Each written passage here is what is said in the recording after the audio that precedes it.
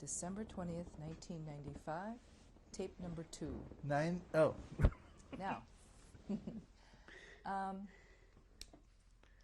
it's November 9th, 1938, and Kristallnacht is happening. Yeah.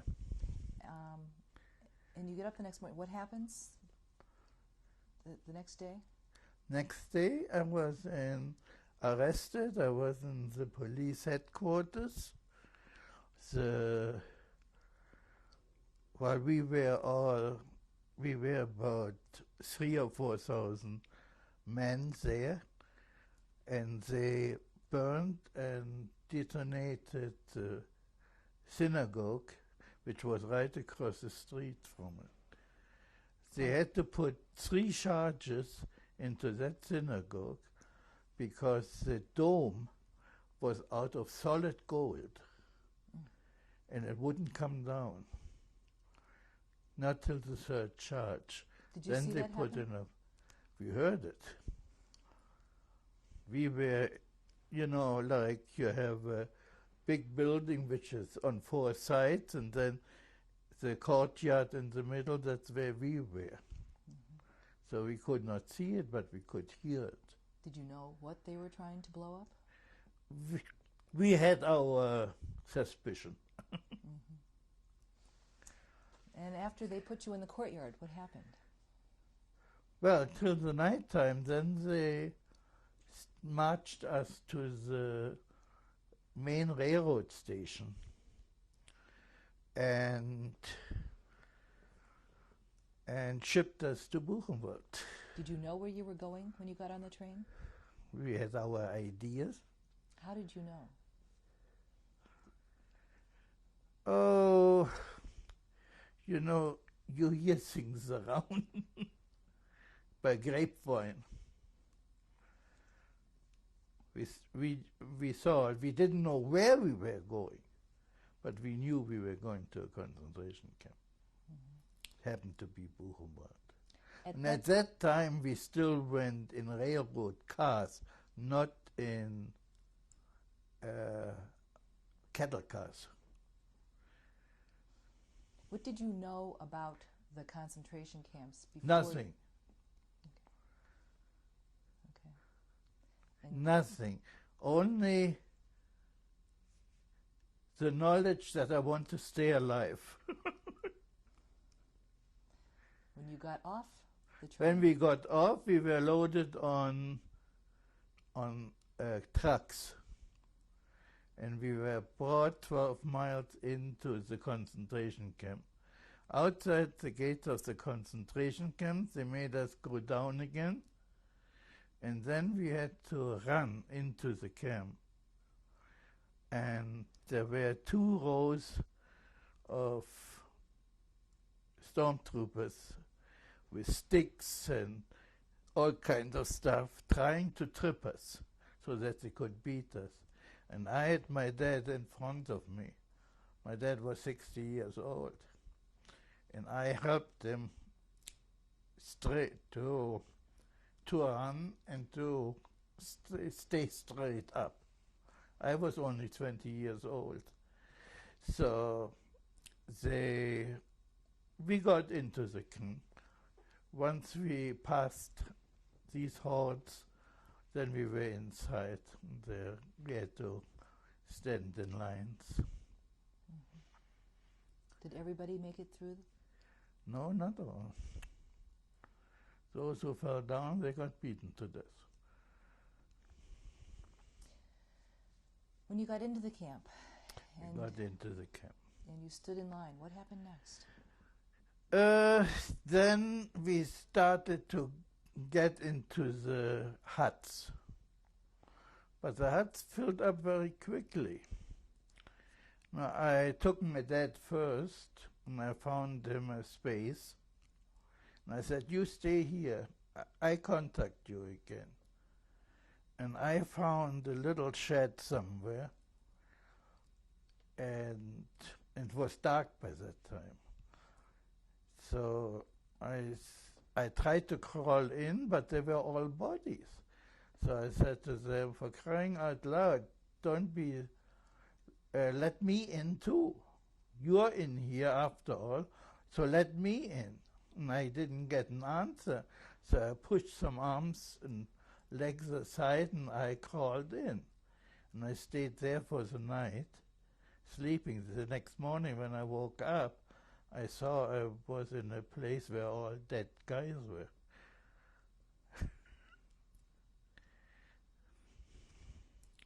So where did you go next? Next, we stayed in that. The next day, we still didn't get anything to eat. And the next day, we didn't get anything to eat or drink. That went on for 5 or 6 days. And suddenly, we got a call.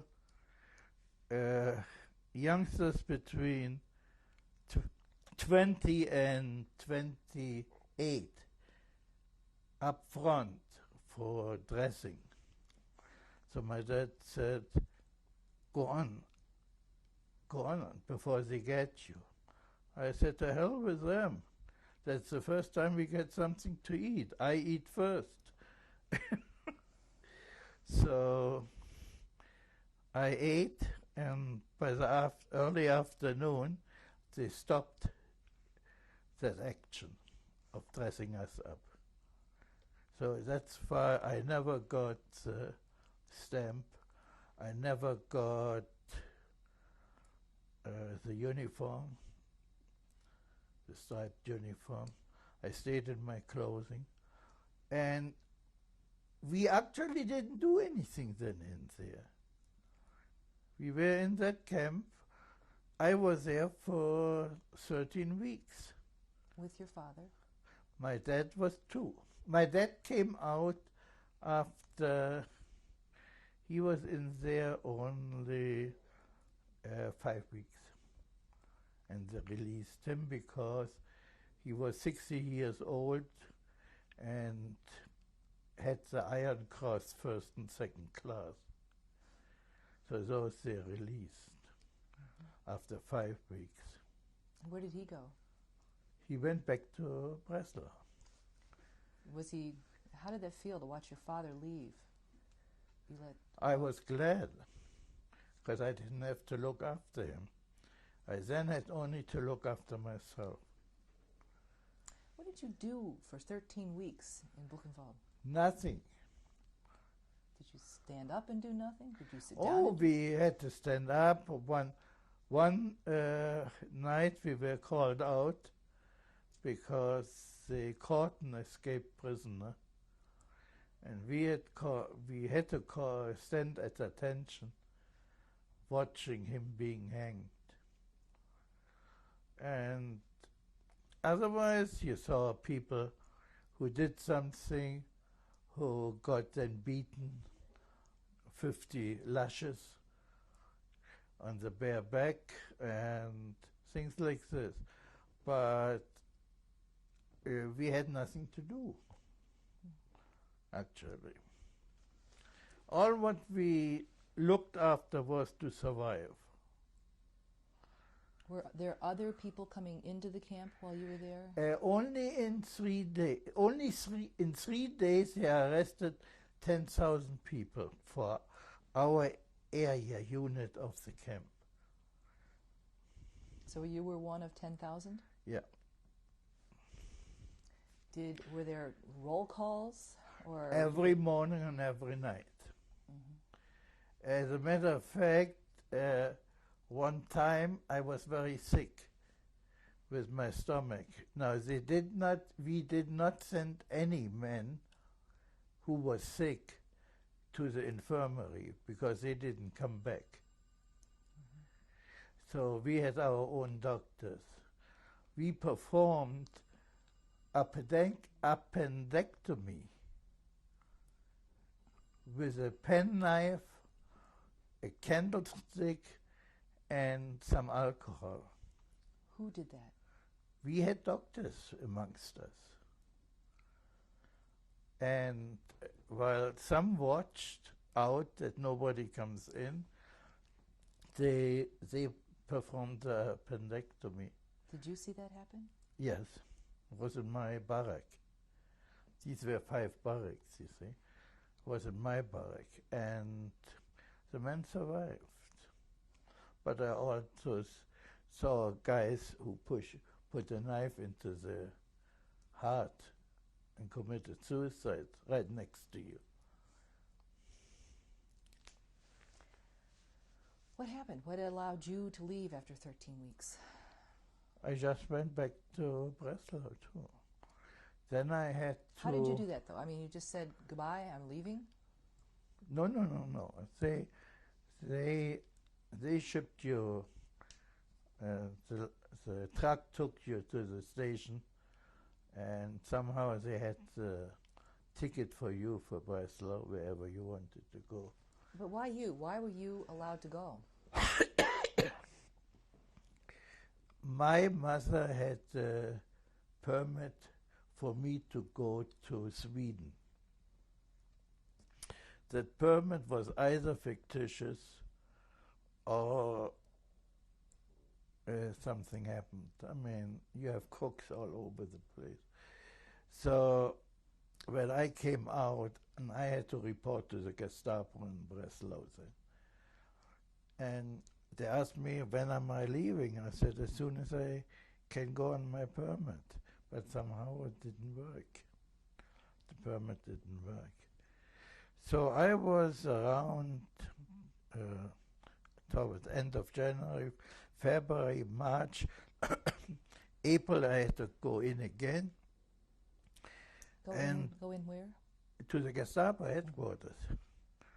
And they said to me, if you don't leave within the next 4 weeks, you go back to the concentration camp.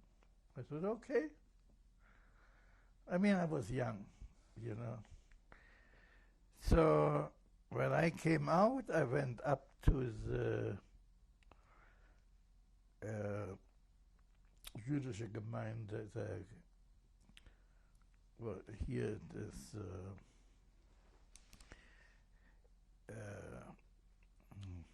here you have the synagogues, and every synagogue is on their own. Mm-hmm. In Germany, there was first the jüdische Gemeinde, and then under this was the different synagogue. Mm-hmm. But I went up there, and they said, "What?" I said, "Now listen, I have 4 weeks to go. Then they take me back to concentration camp Buchenwald. Now, you guys haven't been there, so you don't know what to expect. To me, it doesn't make any difference. I know what to expect there. And I don't want to go. But if I have to go, I take you 5 guys with me. Because you sold that permit to somebody else. True or false, I accuse them of selling the permit, you see. Now, within a month, I had my permit for England. Couldn't get one to Sweden, so I had one for England. And I went up there in May, and they said, "You're still around." I said, "Naturally I'm still around. I've got my permit for England, but I've got to make my arrangements to get there. So I will be gone." So they didn't say anything. And then in July 13th, we finally left. I wouldn't go because by that time I went with Hannah. And I was working of getting her permit out. So I went to Berlin and back again. And the minute I had the permit in my hand, we left on the 17th of July. What was happening with your father and your mother and your sisters at this time? At that time, they were okay. After the war broke out, they got all arrested. My sisters my sisters were gone already. I got my younger sister, which is old. I'm the youngest one, but I call the others my younger and my older sister. My older sister went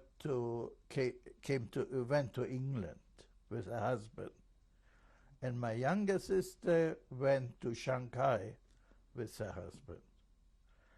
We tried to get our parents on the transport, but as I say, you could leave Germany because we had nothing anymore. They confiscated everything, but no country wanted to take us in, including America. We tried to get our parents, once I came over here, we tried to get our parents to the Virgin Islands. It was impossible. Because Mr. Roosevelt wasn't a friend of the Jews. When you met, how did you meet Hannah? Pardon? How did you meet your wife? I met her at the Jewish community thing. After I came out of. And so even though you had a chance to leave the country and you had seen Buchenwald, you weren't going to leave without Hannah. Yeah. And then she agreed to go? Pardon? And she agreed to go with you? Oh, yes. We were engaged to be married by the time. So what was it like leaving Breslau? It was hard to leave my parents. Breslau, when I was in England, I was always of the opinion a good German is only a dead one.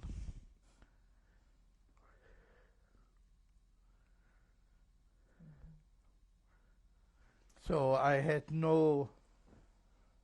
it didn't matter to me, I could. I joined the RAF in England, and I wanted to fly. I went in as a bomber pilot. So the squadron leader said, "What will you do when you're over there?" I said, "Don't you worry about me. My bombs won't hit houses, but it will hit everything else." But I was out again after a week. I was supposed to come to America for training, but they released me after a week, and I worked for the War Agricultural Committee in England. When you left Breslau, you went across, you were in England, did you just get off the boat and get work right away? When I left Breslau, we went through Bentheim. In Bentheim, a young SS man came in, two others too, and he said, "You're a Jew, aren't you?" I said, "Yes." "Why doesn't your passport have the name Israel in it?" You see, they took our passports in and added Israel into our name. They never did it to mine. Why not? They didn't ask for the passport and I didn't give it to them. I mean, you know what a 20-year-old guy does. So he said, "You should have had the name of Israel." I said, You find out with your authorities, why not? Anyway, he stuck my passport in his Johannes passport, and he said, "We are getting here to Bentheim. When we are there, come on out and bring all your luggage with you, cameras and everything. I said, don't worry. I said, I'm not that dumb to leave anything behind. Besides this, I have a paper here which authorizes me to take all that stuff with me, that I could take it with me. And so they put Hannah into one room, me into another room. And it took the longest time. Finally he came and he said, have you got anything which you haven't declared? I said, I have told you that I have all the stuff here. It is on these 4 sheets of paper. As a matter of fact, I've got them out there too, of paper, and I have the stamp of the authority that I can take it with me. I said, do you think I'm dumb enough to take something out which I'm not allowed to? My brother-in-law's mother, my brother-in-law and my sister, they went to England, and he didn't take anything with him. So my brother-in-law's mother kept crying to me that he has nothing to wear. I should take a suitcase with me. So I said, what for? I said, he was scared of taking it, and you want me to take it. But she started crying, so I said, okay, pack him one up. And she packed the suitcase up for him. And I took that out. So, and this was not on the, these things were not on the list, you see. But the guy says, so you have nothing here, no cameras. I said, no, I told you not. I said, if you don't believe me, I said, search it. So I opened you all the suitcases. So he says, you know, your wife is done, or your fiancé is done, and she will go and you will stay here. I said, that won't happen. We have got a pact that if one of us can't go, the other one stays. So we waited another 5 minutes, and the train was slowly starting to move. He said, oh, go on, pack it up and go on. So I closed the suitcases, and we ran across the railroad yard, and there was a Dutch priest and 2 other Dutch people, and they came down the steps, taking our cases, and then helping us in the train.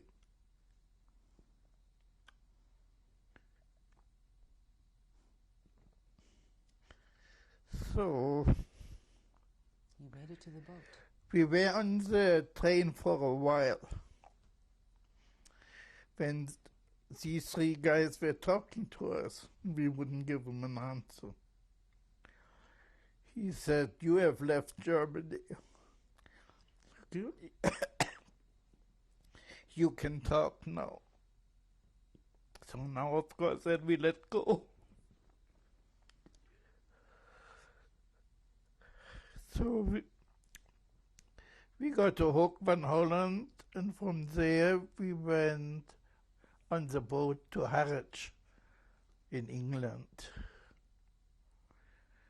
And we had 70-mile-per-hour gales. Everybody was seasick except me. I didn't get seasick. So I helped the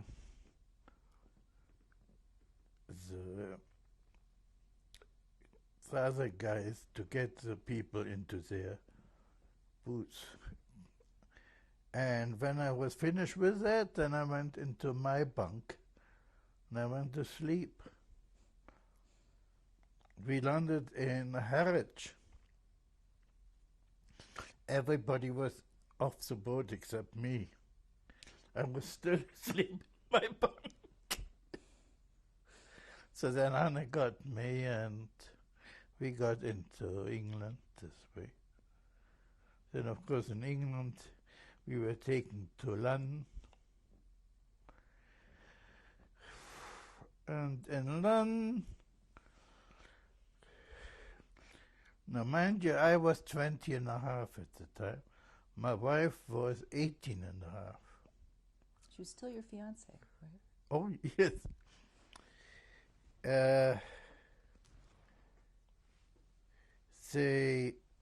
We went to the Bloomsbury House, who was the gathering center for refugees.